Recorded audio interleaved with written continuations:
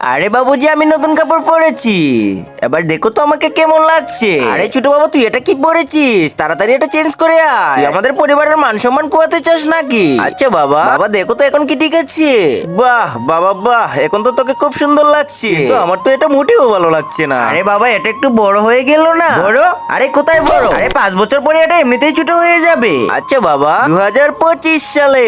আরে বাবা দেখো তো আমার ড্রেসটা কেমন হয়েছে। ওয়াও বাবা, তোকে তো একদম প্রিন্সের মতো লাগছে, কিন্তু ডেটে তো আমার একদমই পড়তে ইচ্ছে করছে না। আবে তাহলে তোর কেমন ড্রেস পরার ইচ্ছে? দাঁড়াও, আমি আমার পছন্দের ড্রেসটা পরে আসতেছি।